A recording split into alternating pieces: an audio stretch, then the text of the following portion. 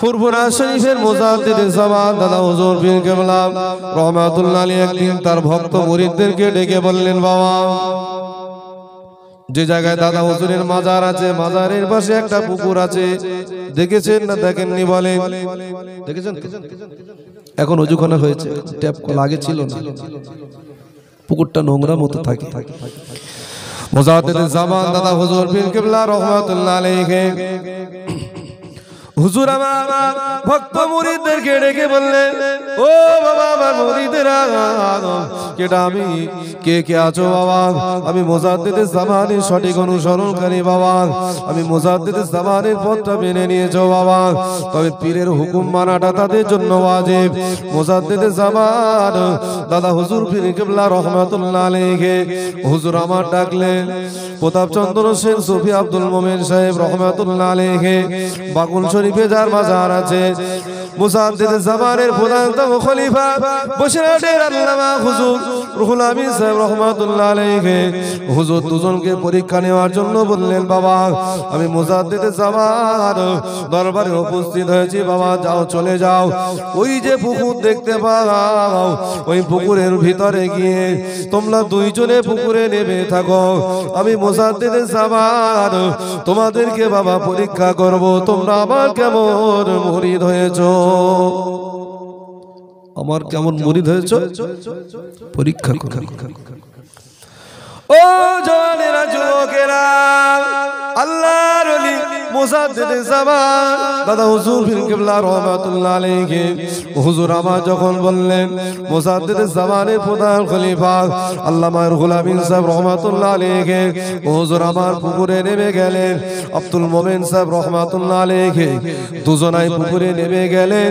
আব্দুল মোমেন সাহেব রহমাতুল্লাহ আলাইহি একটা সময় বললেন, ভাই রুহুল আমিন, চলো তাড়াতাড়ি উঠে চলো, হুজুর আমাদেরকে পুকুরে নামতে বলেছিলেন, আমরা নেমে গিয়েছিলাম, হুজুরের আদেশ আমরা মেনে নিয়েছি, চলো উপরে চলো, হুজুর তো আমাদেরকে বলেছিলেন পুকুরে নামতে, চলো উপরে চলো।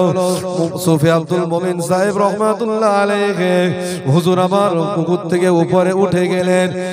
আল্লামা বসিরহাটি হুজুর বলেছিলেন, ও আব্দুল মোমিন, শুনে রেখে যাও, মুজাদ্দিদে জামান দাদা হুজুর পীর কেবলা হুজুর আমাদেরকে বলেছিলেন, বাবা রুহুল আমিন, যাও পুকুরে নেমে যাও, বাবা পুকুরে নেমে যাও, পুকুরে নামতে বলেছিল, এখনো উঠতে আদেশ করেন নাই, ওই জন্য আমি রুহুল আমিন পুকুর থেকে আর এখন উঠবো না। জোরে বলুন সুবহানাল্লাহ।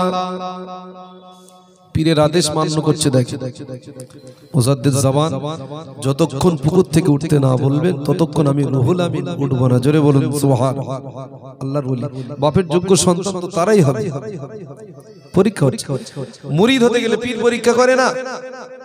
অনেকে শুনেছেন বাংলাদেশ থেকে মেজু হুজুরের কাছে বায়াত হবে বলে আসছে, বর্ডারের ওপাশে নিয়ত করেছেন যে হুজুরের বাড়িতে যাব, হুজুরের বাড়িতে গিয়ে হুজুর যদি আমাদের ট্যাংরা মাছ বলেন বা শিঙি মাছ বলেন, যদি হুজুর ভাত দিতে পারে তাহলে আমরা মুরিদ হব, না হলে আমরা মুরিদ হব না, চলে আসবো, ফুরফুরা থেকে চলে আসবো।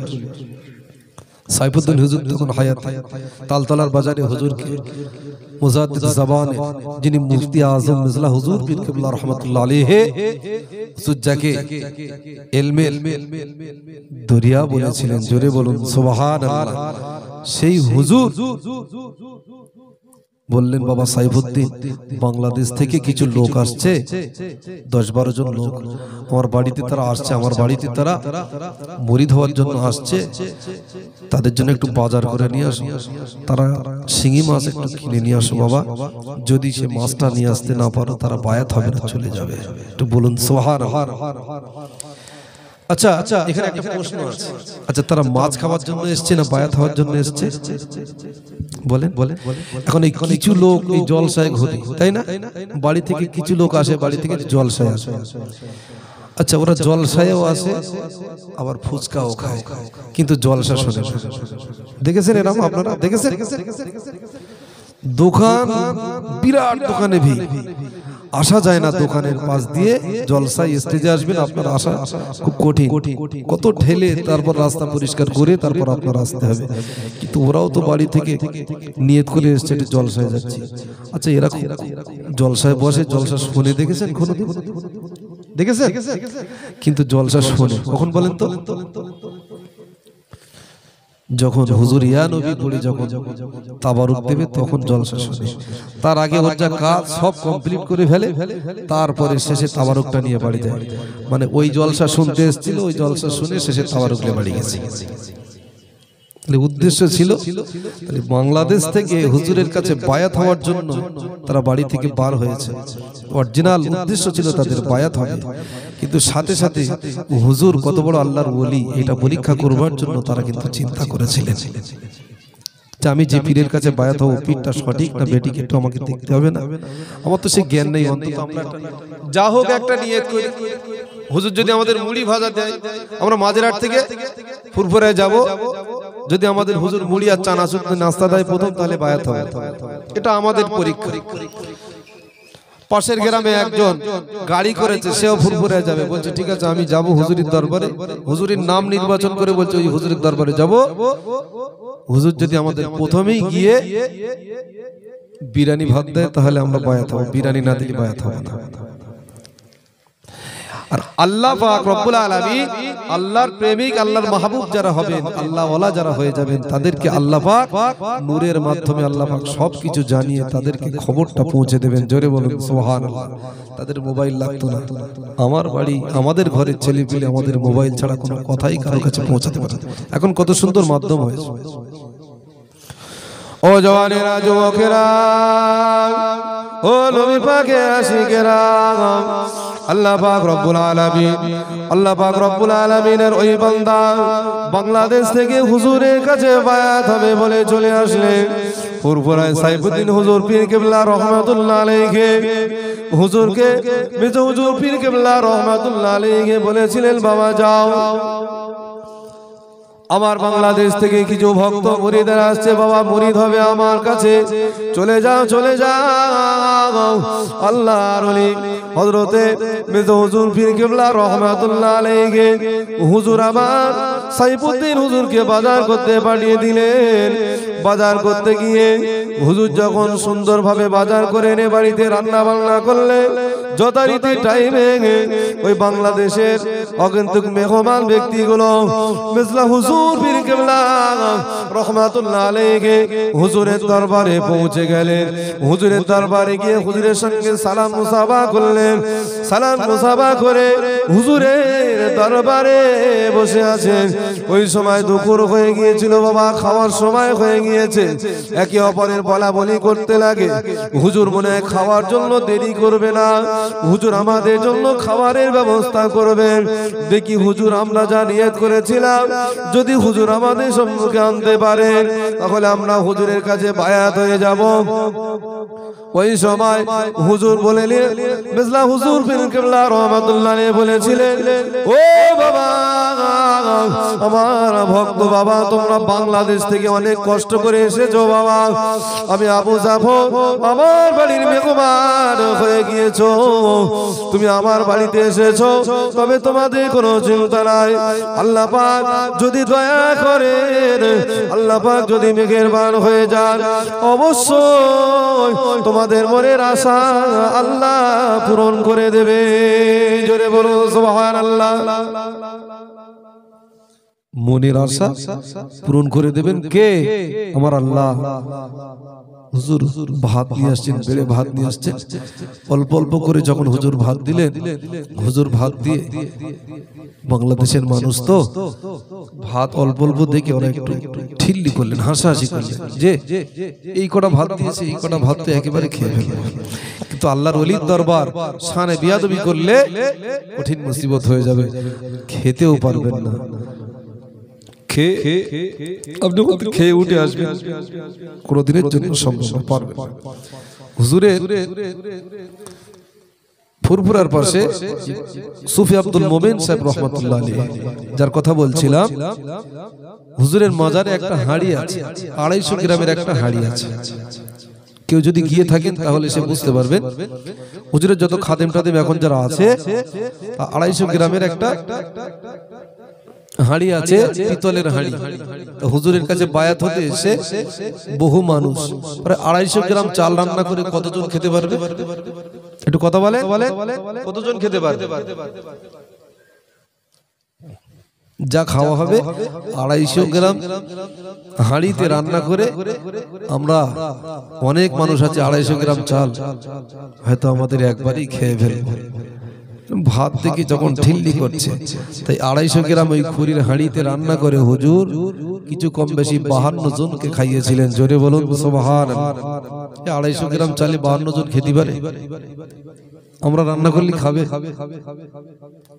3 কেজি চাল, 3 কেজি চালের বিরিয়ানি দাওয়াত করে 15 জন, তাই কুলে না। মালে এত বরকত, আল্লাহ এত হালাল অর্থ দিয়ে আমাদের উপার্জন দিয়েছেন যে মাল গোনাতে পারছি না। তো মেজ হুজুর পীর কেবলা রহমাতুল্লাহ আলাইহি হুজুর এই যখন ভাত দিলেন তখন ওরা হাসাহাসি করতে করতে ওরা ভাবতে লাগলেন যে এই তো অবস্থা। তো হুজুর বললেন, বাবা তোমরা খাও, কোনো অসুবিধা নেই, তোমরা খাও, কোনো অসুবিধা নেই। খেতে খেতে আমি আবু জাফর তো আছি, তোমাদের সব ব্যবস্থা করে দেবো। বলুন সুবহানাল্লাহ। ও নওজোয়ান যুবকেরা, ও নবী পাকের আশিকেরা, আল্লাহর ওলি নাও, আল্লাহর ওলি মিজলা হুজুর পীর কেবলা রহমাতুল্লাহ আলাইহি হুজুর পরপর যখন সব সিরিয়ালে তরকারি নিয়ে আসলেন, ভাত দিয়ে তরকারি গুলো আনতে থাকলেন। আল্লাহর ওলি নাও, আল্লাহর ওলি মিজলা হুজুর পীর কেবলা রহমাতুল্লাহ আলাইহি হুজুর প্রথমে যে ভাত দিয়েছিলেন বাবা, বাংলাদেশের মুরিদেরা হুজুর ওই ভাত দেওয়ার বিনিময়ে অল্প অল্প ওই ভাত থেকে যারা ঠিল্লি করেছিল, ওই ভাতগুলো শেষ পর্যন্ত তারা প্লেট পরিষ্কার করে খাওয়ার ক্ষমতা আল্লাহ তাদের দেন নাই। জোরে বলুন সুবহানাল্লাহ। ও জওয়ানেরা, যুবকেরা, আল্লাহ পাক রব্বুল আলামিন মিজলা হুজুর পীর কেবলা রহমাতুল্লাহ আলাইহি হুজুরকে আল্লাহ কত বড় নিয়ামত দিয়েছিলেন। হুজুরকে আল্লাহ পাক মুজাদ্দিদ জামানের সিলসিলা কত বড় খাতিয়ার করেছিলেন বাবা। মিজলা হুজুর পীর কেবলা রহমাতুল্লাহ আলাইহি যখন তরকারি নিয়ে গেলেন, ওদের মনের আশা যে তরকারি যে তরকারি দিয়ে ভাত খাবেন, ওই তরকারিটা যখন পরিবেশন শুরু করলেন হুজুর, সাথে সাথে তারা ভাত খাওয়ার শুরুতে বললেন, হুজুর আমাদের বড় বেয়াদবি হয়ে গিয়েছে, হুজুর আমরা বড় বেয়াদবি করে ফেলেছি, হুজুর আপনি মাফ করে দেন। আমরা বাংলাদেশের বর্ডারে নিয়ত করেছিলাম আপনার বাড়ি তরকারি দিয়ে ভাত খাবো, হুজুর আমরা বাংলাদেশে নিয়ত করেছিলাম, আপনাকে ফোন করেনি, আপনাকে আমরা কোনো খবর জানাই না হুজুর, কিন্তু আমাদের মনে কথা আপনি কিভাবে জানতে পারলেন? নিঃসন্দেহে আপনি হলেন আল্লাহ পাকের অরিজিনাল মাহবুব, আল্লাহ পাকের মাহবুব ওলি বান্দা, নিঃসন্দেহে আল্লাহ পাকের ওলি বান্দা। হুজুর আমাদের ভুল হয়ে গিয়েছে, আমাদের কলমা পড়িয়ে মুসলমান করে দিয়ে আপনার তরিকার উপরে আমাদেরকে হুজুর বায়াত করে দেন। জোরে বলুন সুবহানাল্লাহ। বায়াত তারা তাদের ভুলকে বুঝতে পেরেছিল। হুজুরের ছোট হুজুর পীর কেবলা রহমাতুল্লাহ মানে দাদা হুজুর পীর কেবলা গাছটা এত সুন্দর ছিল, সেই গাছের ফলগুলো সুন্দর ছিল। আমাদের বাড়িতে আমরাও অনেক সন্তান, আমাদের বাড়িতেও সন্তান আছে, আমাদেরও নাতিপোতা আছে, আমাদেরও ছেলেরা আছে, কিন্তু আমাদের ছেলেরা তো সমাজের টপ র্যাঙ্কে, কি বলা যায়, 420। তার কারণ আমাদের মায়েরা নামাজ পড়ে না, আমাদের মায়েরা তাদের অনেক ভুল আছে, অনেক ভুল আছে। পড়ায় খবর নিয়ে দেখবে আমাদের মায়েদের গর্ভে অনেক সন্তান আল্লাহ দেয়, কিন্তু সেই সন্তানগুলো নামাজ পড়তে যায় না, ভালো কথা তাদের কানে ঢোকে না। তার প্রধান কারণ হলো আমাদের খানাটাই তো হালাল নয়। মায়েদের ভালো করে খবর নিয়ে দেখবে, গ্রুপ লোনের সেক্রেটারি আমার বাড়ি, গ্রুপ লোনের সেক্রেটারি আমার বাড়ি, ওই যে ছেলেটার কথা বলছে ওই ছেলেটার মা আমার মা, আর একজনের মা, সে তো মুসলমান পরিবারের মা। মায়েদের আল্লাহ কত ইজ্জত দিয়েছেন, কিন্তু তাদের সেই ইজ্জতটা তারা নিজেরা নষ্ট করে ফেলছে। সেই মায়ের গর্ভে থেকে যে আমলগুলো আছে সেই আমলগুলো তারা সরিয়ে দিয়েছে। তাহলে মায়ের গর্ভে সন্তান ভালো হতে গেলে তাহলে সেই সন্তানের উপযুক্ত কাজটাও তো করতে হবে, মাকে ভালো হতে হবে, তারপর তো সন্তান ভালো হবে। মুজাদ্দিদ জামান দাদা হুজুর পীর কেবলা যে 5টা ফুল আল্লাহ পৃথিবীতে পাঠিয়েছিলেন ফুরফুরাতে, 5 জনের 5টা খুশবু আছে। জোরে বলুন সুবহানাল্লাহ। যে যাকেই ধরবেন এক একটা খুশবু ফুল সুবাস তারা পেয়ে যাবেন। জোরে বলুন সুবহানাল্লাহ। মুজাদ্দিদ জামানের একটা ছেলে ছিল নাজমুস শাহাদাত সিদ্দিকী রহমাতুল্লাহ আলাইহি, নওয়াজুর পীর কেবলা, তিনি অনেক ছোটবেলায় ইন্তেকাল করেছেন। নওয়াজুর পীর কেবলা রহমাতুল্লাহ আলাইহি ছোটবেলায়। হুজুরের জীবনী পড়লে অনেক সময় আপনার মনে হবে যে মানুষের পক্ষে এটা সম্ভব। অনেক অনেক অনেক জিনেরা এসে মুজাদ্দিদ জামানকে বলেছিলেন, হুজুর আপনার এই ছেলেটা আমাদের বহু কষ্ট দিয়েছে, হুজুর আপনি একটু দেখুন। আর মুজাদ্দিদ জামানের জন্ম, মুজাদ্দিদ জামান দাদা হুজুর পীর কেবলা রহমাতুল্লাহ আলাইহি এই নোয়া সাহেব জাদা, তার জন্মটাই হলো একটা অলৌকিক কেরামত। জোরে বলুন সুবহানাল্লাহ। ও জওয়ানেরা যুবকেরা, আল্লাহর ওলি মুজাদ্দিদ জামান দাদা হুজুর পীর কেবলা রহমাতুল্লাহ আলাইহি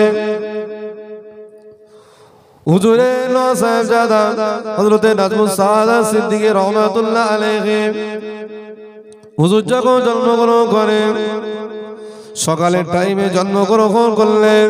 হুজুরের জন্মটা হয়েছে অলৌকিক কাহিনী। হুজুর হলেন আল্লাহ পাকের মাদাজ্জাত আল্লাহর ওলি। জোরে বলুন সুবহানাল্লাহ। হুজুর যখন জন্মগ্রহণ করলেন, আল্লাহর ওলি জামানার মুজাদ্দিদ জামান দাদা হুজুর পীর কেবলা হুজুর আমার দরবারে বসেছিলেন। হুজুর আমার দরবারে বসেছিলেন। হুজুরকে খবর দেওয়া হলো, হুজুর আপনার একটা সন্তান হয়েছে, নাম তার নাজমুস শাহাদাত সিদ্দিকী। নাম তার কি রাখবে? হুজুর আপনার সন্তানটা মনে হয় মরা সন্তান জন্মগ্রহণ করেছে, হুজুর দাফন কাফনের ব্যবস্থা করুন। হুজুর তাকে একটু দাফন কাফনের ব্যবস্থা করুন। আল্লাহর ওলি মুজাদ্দিদ জামান বলেছিলেন, ও বাবা আমার ভক্ত মুরিদেরা শুনে রেখে দাও, বাবা শুনে রেখে দাও, এখন কোনো সিদ্ধান্ত নেওয়া যাবে না। বিকাল বেলা আমি মুজাদ্দিদ জামান সিদ্ধান্ত নেব। জোরে বলুন সুবহানাল্লাহ। একটু তাকবীর দেন, নারায়ে তাকবীর। একটু আরেকটু তাকবীর দেন, জোরে দিবেন না, নারায়ে তাকবীর। একটু হুজুরের খুশিতে, সেই যে মুজাদ্দিদ জামানের বংশের কথা বলছি, সেই ঘরেরই আওলাদ তো আমাদের কাছে হাজির হয়েছেন। একটু জোরে মহব্বতে খুশি